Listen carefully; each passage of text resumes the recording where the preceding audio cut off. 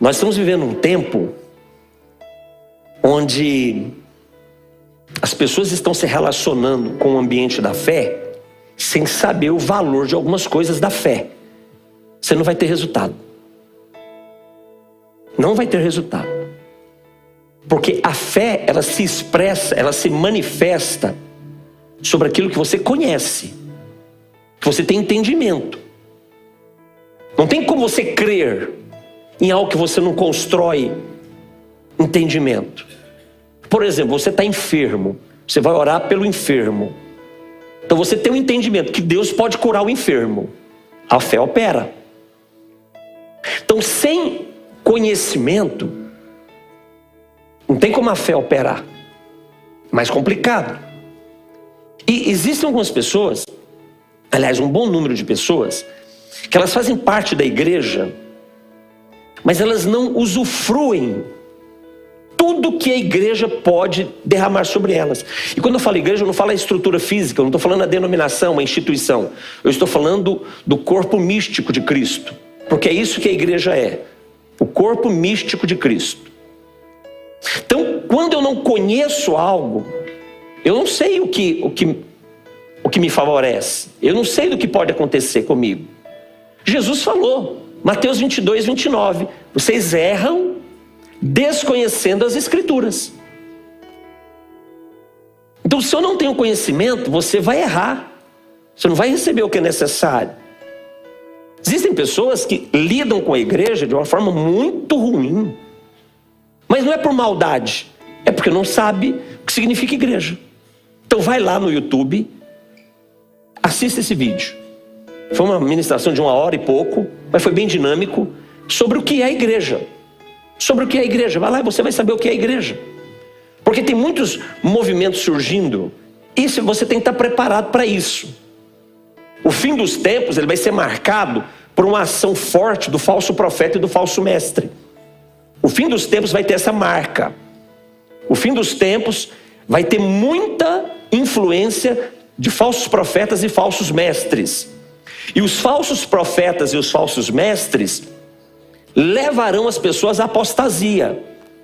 O que é apostasia? Te dar uma ideia aqui do que é a apostasia. Primeiro que a apostasia é para aqueles que creem, tá? É para aqueles que se aproximam de Deus, que se aproximam da fé. Então, a apostasia é algo que vai acontecer com os que creem. E o falso profeta e o falso mestre, eles são os porta-vozes da apostasia. Para você entender, pastor, o que é apostasia? Hebreus capítulo 6. Você vai aprender agora o que é apostasia. Tá? Apostasia. Tem 3 pecados que Deus não perdoa. 3 pecados na Bíblia que não tem jeito. Primeiro pecado, blasfêmia contra o Espírito Santo. Já falamos sobre isso aqui algumas vezes. O que é a blasfêmia contra o Espírito Santo? É você atribuir ao diabo ou a demônios aquilo que o Espírito Santo está fazendo. Segundo pecado que Deus não perdoa, o não perdoar. Então se você não perdoa, você também não tem perdão. Por isso que perdão é muito importante. A turma do Casados, do Família Feliz, né? Do curso Família Feliz, essa semana foram ministrados, não é isso, Fernando? Sobre perdão. Então, a falta de perdão é um pecado que não tem perdão da parte de Deus. Porque o Senhor diz, com a mesma medida que perdoardes, vocês serão perdoados. Então, o primeiro pecado que não tem perdão, blasfêmia contra o Espírito Santo. Segundo pecado que não tem perdão, não perdoar. Terceiro pecado, terceiro comportamento que não tem perdão, apostasia. Hebreus capítulo 6, do versículo 4. Nós vamos ler alguns versículos. 4, 5 e 6. Olha o que diz esse texto. É um texto muito forte. É impossível. Olha o texto que é usado aqui. Impossível. E essa palavra, ela tem que chamar a nossa atenção, porque nós sabemos que para o Senhor não há impossíveis, não é verdade? Mas aqui está dizendo, é impossível aqueles que um dia foram iluminados, provaram do dom celestial, se tornaram participantes do Espírito Santo, provaram a boa palavra de Deus, provaram os poderes do mundo vindouro e caíram. Sim, é impossível renová-los para o arrependimento. Essa é uma palavra muito dura.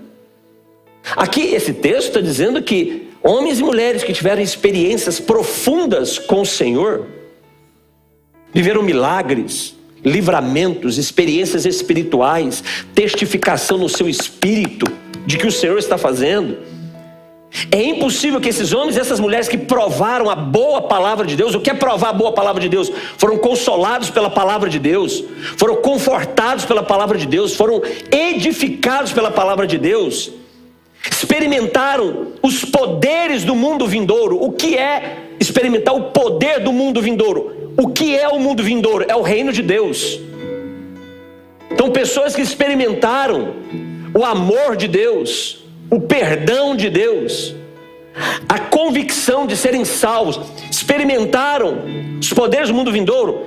Aí o versículo 6 diz: e caíram. E caíram. Sim, é impossível outra vez renová-los para o arrependimento.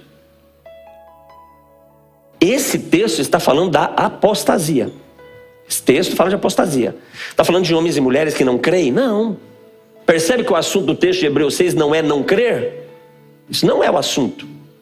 O assunto é porque creem e porque creram, decidiram abandonar.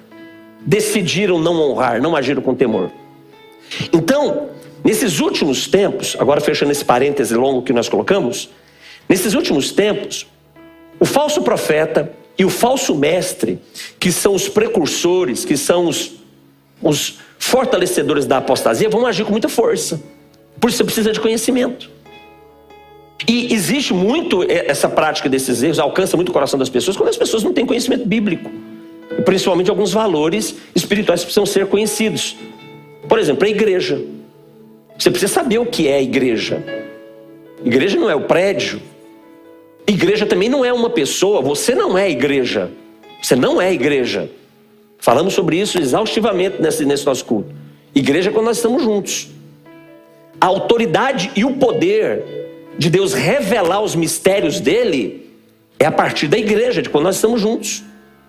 Então vá lá na internet, vai lá no nosso YouTube e assista essa ministração. Vai te abençoar muito para você entender o que é a igreja, ok? E hoje nós vamos falar de um outro valor muito importante, que poucas pessoas sabem se relacionar com esse valor.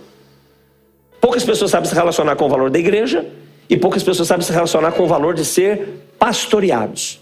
Então o tema da nossa ministração de hoje é: seja pastoreado. Porque fazer parte de uma igreja é para você ser pastoreado. Pertencer à igreja é você ser pastoreado. Então, se não houver esse entendimento, você vai perder conexão com a igreja. Nós vamos abordar um pouco sobre isso aqui hoje. Salmo 23, que é o texto que eu pedi para você abrir. O Salmo 23 é um texto que mostra, que nos ensina como é o pastoreio do Senhor. O Senhor é o sumo pastor. O Senhor Deus, Ele é o sumo pastor das nossas almas. E o modelo de pastoreio do Senhor é o modelo de pastoreio que Ele deixa para a igreja. É o modelo de pastoreio. Então o Salmo 23 começa dizendo: o Senhor é o meu pastor e nada me faltará. Só que a ideia desse texto, a ideia dessa fala, não é dizer para você que se o Senhor for o seu pastor, você não vai ter falta de nada. Essa não é a ideia. A ideia é dizer que se o Senhor for o seu pastor, nada vai fazer falta para você, porque você já tem tudo, porque Ele é o seu pastor. Essa é a ideia, dentro de uma figura do que o pastor representa, dentro de uma ideia real do que o pastoreio representa. Nós temos uma ideia de pastoreio de Deus totalmente equivocada biblicamente. Pastoreio de Deus, ele é algo muito mais consistente do que atender os nossos desejos. Isso não é o pastoreio. Isso não é pastoreio. Então, quando nós falamos de pastoreio, nós estamos falando de uma relação que temos que ter com a igreja, e que a igreja tem que ter em relação às pessoas, que vai te dar um destino, que vai te colocar em um lugar. Então, eu separei o nosso ensino hoje em duas partes, porque você precisa entender o que é ser pastoreado, porque senão você vai ficar fora, ok? Eu dividi em duas partes. Primeira parte, falando um pouco sobre a função de um pastor. Qual é a função de um pastor? Então, por exemplo, aqui nós temos pastores. Eu sou pastor sênior, juntamente com a Gigiana. Temos os pastores auxiliares, né? O pastor Wellington, o pastor Léo, o pastor Marcos, a pastora Núbia, a pastora Vera, o pastor Wagner. Enfim, temos os pastores auxiliares da igreja. Ok? Então, qual é a função de um pastor? Qual é a função básica de um pastor?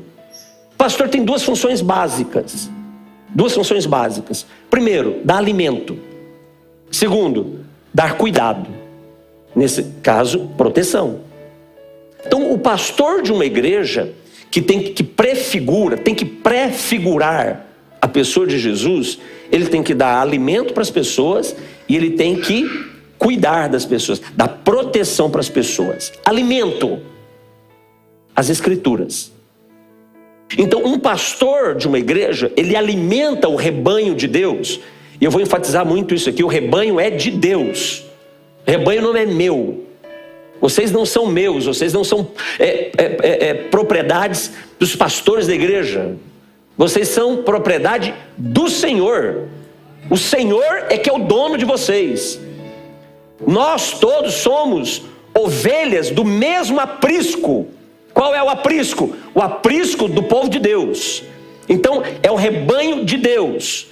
Um pastor, ele tem o dever de alimentar as pessoas, alimentar a congregação. Como? Com as Escrituras, é a Bíblia.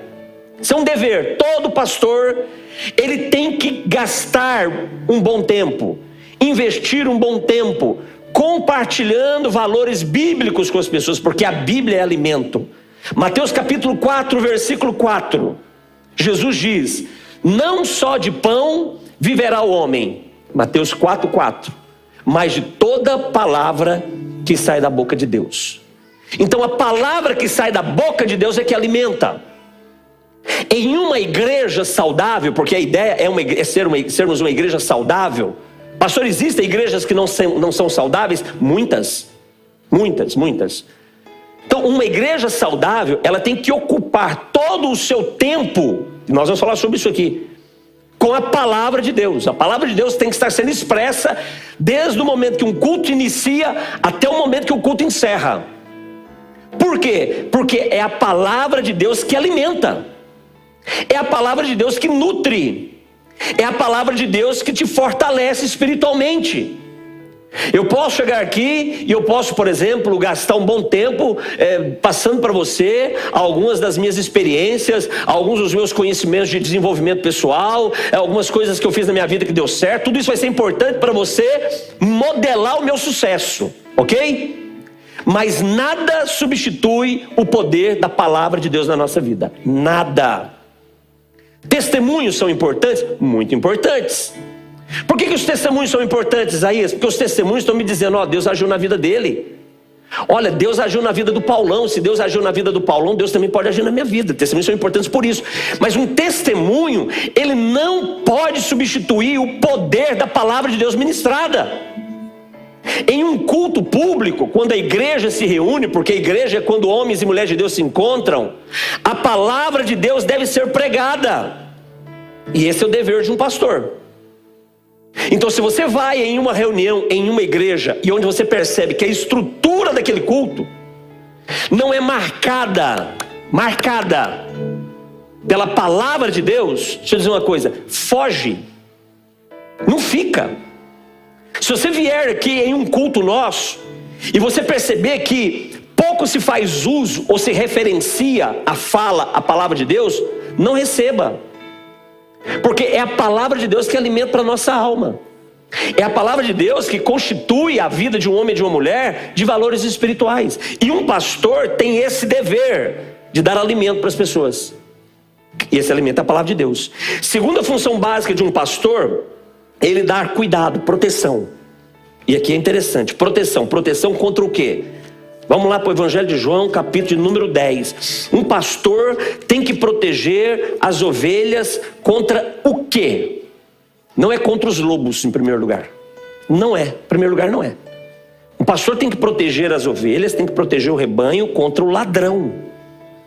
João 10:1. Olha o que Jesus fala no Evangelho de João, capítulo 10, versículo 1. Primeiro versículo do Evangelho de João: quem não entra pela porta no aprisco das ovelhas, mas sobe por outra parte, esse é ladrão e salteador. Então em João 10, versículo 1, Jesus está falando qual é o ataque, o primeiro ataque que o rebanho de Deus sofre. E claro, quando nós falamos de rebanho, ovelha e pastor, é uma metáfora, uma figura de linguagem para se referir ao líder da igreja, às pessoas que frequentam a igreja e a igreja, correto, gente? Tranquilo? Então no Evangelho de João, versículo 1, está dizendo que o primeiro ataque contra as pessoas que fazem parte de uma igreja não é pelo lobo, não, é pelo ladrão. Quem é esse ladrão e esse salteador? Quem é esse? Não é o diabo. Talvez você já ouviu muitas vezes, né, dizendo que é o diabo, o ladrão que veio para matar, roubar e destruir, de João 10, 10. Não é. O Evangelho de João capítulo 10 não está falando do diabo. O Evangelho de João capítulo 10 está falando de maus obreiros, obreiros fraudulentos, falsos mestres, falsos profetas, falsos pastores. É disso que Jesus está falando no Evangelho de João capítulo 10. Então a primeira fala de Jesus em relação a cuidar do rebanho é proteger o rebanho do ladrão, que vem para roubar o que? Roubar a fé das pessoas, roubar o ânimo das pessoas, roubar a credibilidade das pessoas. Você conhece alguém que já foi ferido em uma igreja? Foi enganado? Foi roubado? Isso acontece muito. Foi manipulado em uma igreja e hoje ele não aguenta mais, ele não suporta mais ouvir falar de igreja. Você conhece alguém assim? Conhece? As pessoas conhecem. Justamente por isso. Porque ele estava em um lugar onde quem estava lá não era o bom pastor, não era um bom pastor, mas era essa figura que Jesus diz do ladrão e do salteador, um mau obreiro, um falso obreiro. Então, um pastor de uma igreja, ele tem esse dever de proteger as pessoas, para que elas não sejam roubadas na sua fé. Então ele alimenta com a palavra, e agora o pastor tem o dever de proteger esse alimento no coração das pessoas, que é a palavra de Deus, para que o alimento não seja roubado, para que a palavra não seja roubada, para que o salteador não seja roubado. Uma outra anotação que eu fiz aqui em relação ao pastor: primeiro, então o pastor tem que dar alimento; segundo, tem que dar proteção. Fiz uma terceira anotação: o pastor, ele tem uma voz. Ele tem uma voz. O versículo 4 de João 10, Jesus diz: depois de fazer sair todos que lhe pertencem, vai adiante delas, e essas ovelhas seguem o pastor porque lhe reconhecem a voz. Então o pastor verdadeiro, ele alimenta, ele protege do ladrão, mas o pastor verdadeiro, o pastor levantado por Deus, um pastor de verdade de Deus, ele tem uma voz que é conhecida pela ovelha. O timbre da voz desse pastor, a ovelha conhece quando ele fala. Por que que ele conhece? Porque a voz de um pastor verdadeiro, que cumpre o seu papel como um pastor verdadeiro, o timbre dessa voz é o timbre da compaixão bíblica. Essa é a voz de um pastor bíblico. A voz dele tem compaixão. O que é compaixão? O pastor, ele sofre com a ovelha. Um pastor, ele vê uma ovelha, ainda que seja rebelde, ele não fica irado com a ovelha rebelde. Ele não perde a paciência com a ovelha rebelde. Ele sofre porque ele sabe que essa ovelha está indo para um lugar muito ruim. Sabe que essa ovelha, é só uma questão de tempo, ela vai ser presa do ladrão e do salteador. Ele sabe que é só uma questão de tempo, e essa ovelha, ela vai cair nas mãos do mercenário. Jesus fala sobre o mercenário no versículo 12 de João 10. O mercenário que não é pastor. Então o pastor verdadeiro, um pastor que deve expressar o seu papel na igreja de uma forma real, honesta, ele tem uma voz, essa voz é de compaixão. Então, ainda que ele admoeste, nós vamos falar sobre admoestação. Pouca gente sabe o que é admoestação. As pessoas confundem exortação com admoestação. Então, quando ele ouve quando ele usa da admoestação, que é uma prática pastoral, todo pastor tem que admoestar. E você vai entender o que é admoestar. Um pastor que não admoesta, ele não é pastor. Mas ele faz isso, ele não faz com ira, ele não faz com dureza de coração, ele faz com compaixão. Então um pastor, ele tem uma voz, e o timbre da voz desse pastor é a compaixão bíblica. Uma outra característica de um pastor é que quando a voz desse pastor, que é uma voz de compaixão bíblica, porque a compaixão, o que a compaixão faz? A compaixão aproxima. A compaixão não afasta. A ira, a correção raivosa, a correção com fúria, aproxima ou afasta? Afasta. Mas a correção com compaixão, ela não afasta, ela aproxima.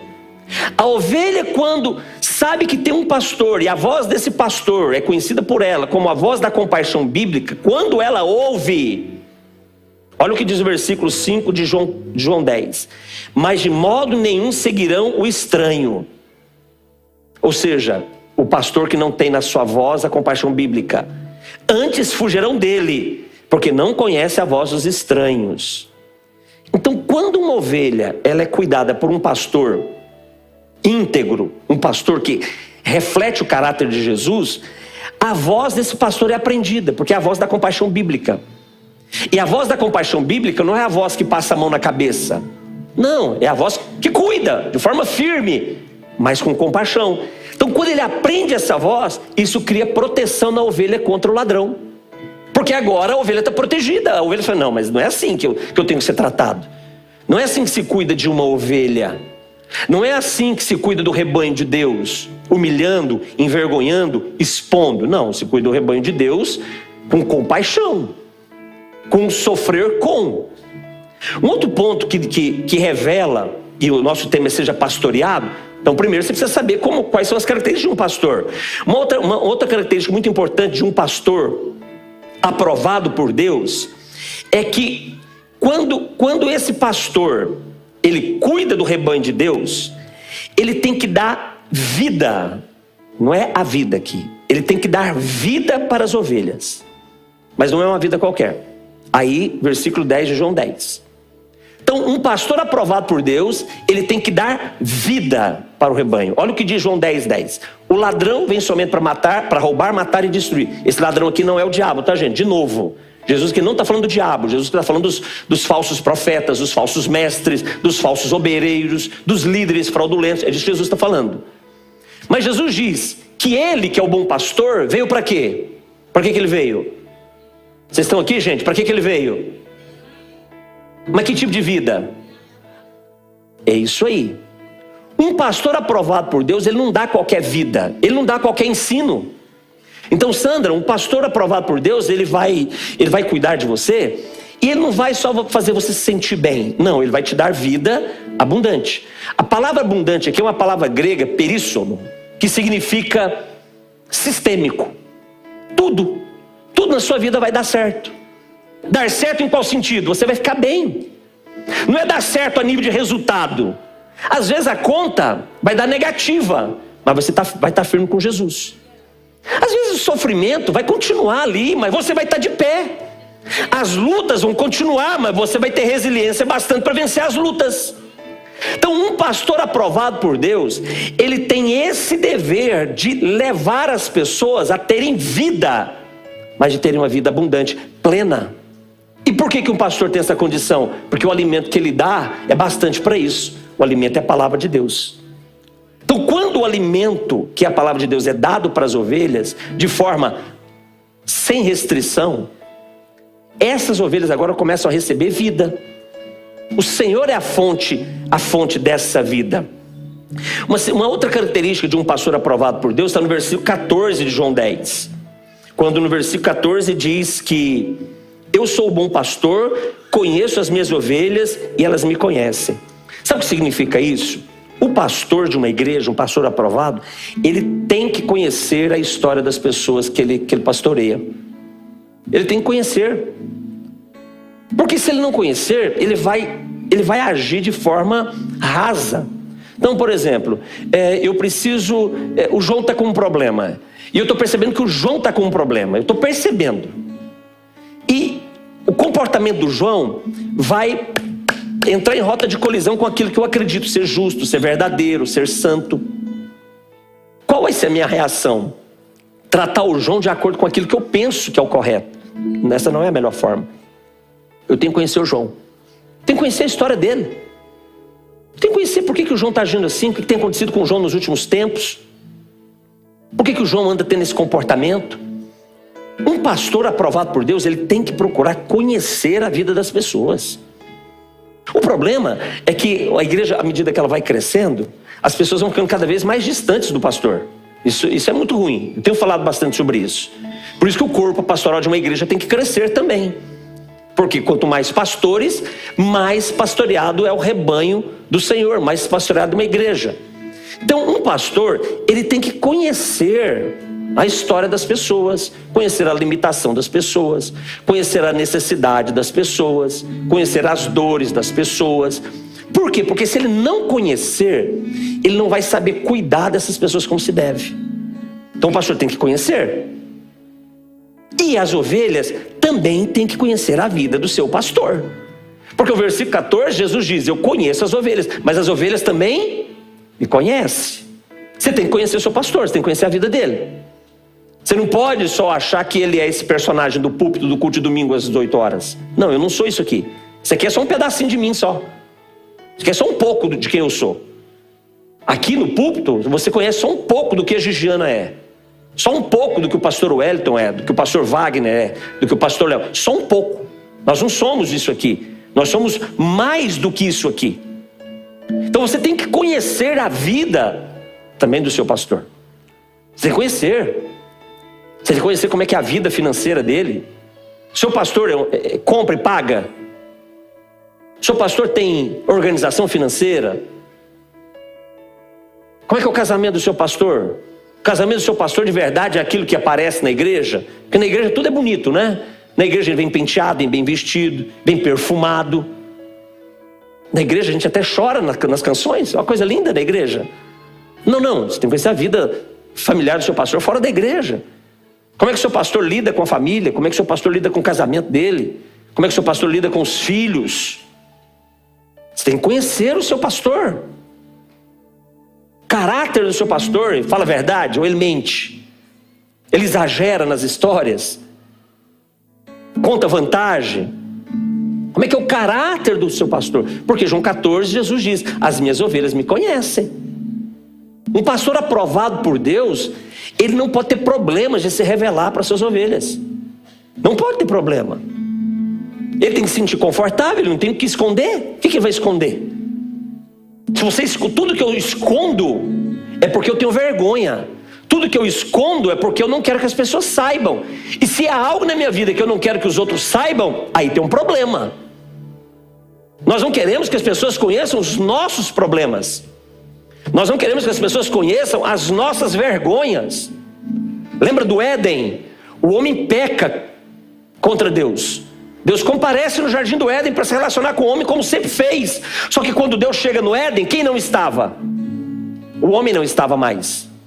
E o Senhor procura, e o Senhor diz: cadê você? E Adão aparece, vestido agora. Antes ele se relacionava nu. Adão não se vestia. Por quê? Porque não tinha vergonha. Deixa eu dizer uma coisa, querido. Sabe quando é que nós vamos estar nus diante das pessoas? E claro, estou usando uma metáfora aqui também. Quando nós não tivermos vergonhas para encobrir. A desobediência do homem no Éden revelou suas vergonhas, e agora o homem encobre as suas vergonhas. Então um pastor aprovado por Deus, ele conhece as suas ovelhas, e as suas ovelhas também o conhecem. Você tem que conhecer a vida do seu pastor. Não seja pastoreado por quem você não conhece. Não seja. Não seja pastoreado por quem você de fato tem evidências reais de como é que é o casamento dele, como é que é a vida financeira dele, de como é que é o cara. Problema financeiro, todo mundo tem. Todo mundo tem. Mas como é que os pastores lidam com seus problemas financeiros? Liga a cobrança, vai lá e desliga o telefone? Recebe a cobrança e nem dá satisfação? Muda e nem dá satisfação? Não. Problemas todos nós temos, mas quando nós encobrimos os nossos problemas, nós estamos revelando uma falta de caráter. Então conheça o caráter do seu pastor. Uma outra característica de um pastor aprovado por Deus está no versículo 18. E no versículo 18 diz assim: ninguém atira de mim. Quem? A ovelha. Então o bom pastor, ninguém tira a ovelha dele. Ele espontaneamente, ninguém tira a vida de mim. Aliás, Jesus está falando da vida. Eu espontaneamente a dou. Só que aí na parte B do versículo 18: tenho autoridade para a entregar e também para reavê-la. Eu quero chamar a atenção aqui para a palavra autoridade. Um pastor aprovado por Deus, ele tem autoridade para exercer o seu chamado, o seu ministério pastoral. Ele tem autoridade. E essa autoridade não está ligada aos dons. Porque às vezes a gente pensa que a autoridade de um pastor está ligada à forma como os dons espirituais se manifestam. Então o pastor vai lá e ora por alguém, Aguinaldo, ele é curado.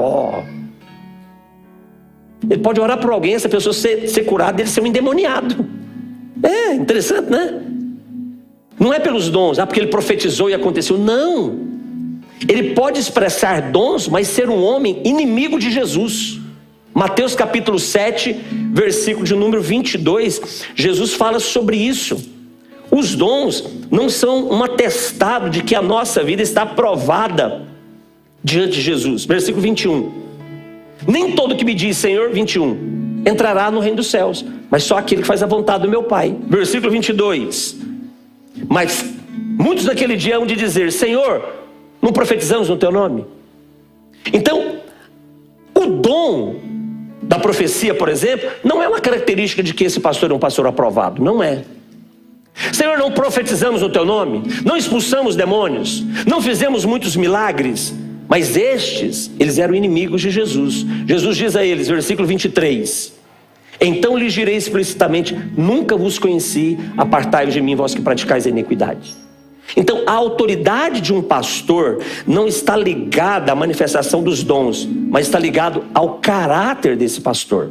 É o caráter aprovado, a integridade pessoal, a integridade moral, a integridade conjugal, a integridade familiar, a integridade social desse pastor. Então um pastor, para você ser pastoreado, você precisa considerar todos esses valores. Nenhum pastor é dono das pessoas. Nenhum pastor.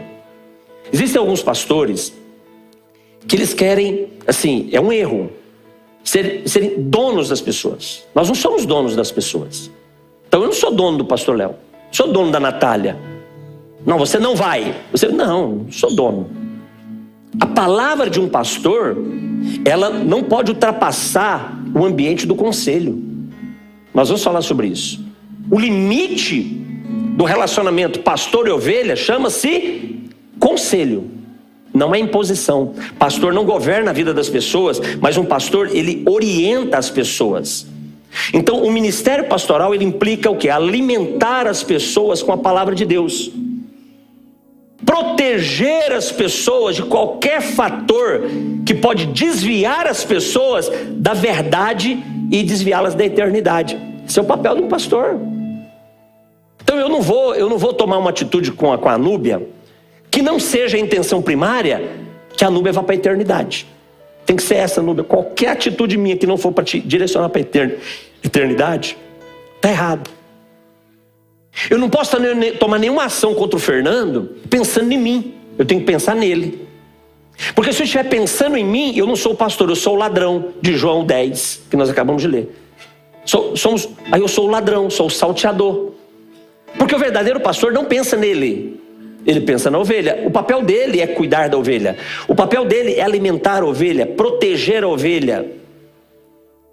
Então, precisamos saber como identificar um pastor verdadeiro, um pastor aprovado por Deus. Então um pastor aprovado por Deus, ele é bíblico. Ele fala da Bíblia. Ele não fala dele, ele fala da Bíblia. É o que a Bíblia diz. O crivo, se você deve ouvir um pastor ou não, é se a fala dele é uma fala bíblica. Se a fala não for bíblica, chuta que é laço. Vai ter manipulação por detrás, vai te manipular. Vai tentar construir em você um valor que não vai terminar em você para a eternidade. Então, quando nós falamos de ser pastoreado, em primeiro lugar, nós precisamos entender o que é um pastor aprovado. E entender o papel desse pastor. O papel de um pastor é muito mais do que ele te visitar. É muito mais do que te visitar. Aliás, a visitação não é tarefa de um pastor. A visitação é tarefa de todo aquele que faz parte do corpo de Cristo. É de todos. Isso não é uma função pastoral. Isso é uma função da Sandra, do Gledson, da Luciana, do Robson. É função de quem faz parte do corpo. É o corpo que atende o corpo. O corpo cuida do corpo. Então, visitar as pessoas é para todos aqueles que fazem parte de um corpo. Eu sou pastor, mas eu também faço parte do corpo. Então eu visito, acompanho as pessoas, não é porque eu sou pastor, mas é porque eu faço parte do corpo. Então, ser pastor é mais, ser pastoreado é mais do que receber a visita do seu pastor. É mais do que ele tomar café e comer bolo lá na sua casa. É mais do que ele ir na festa de aniversário do seu filho. É muito mais do que isso, ok?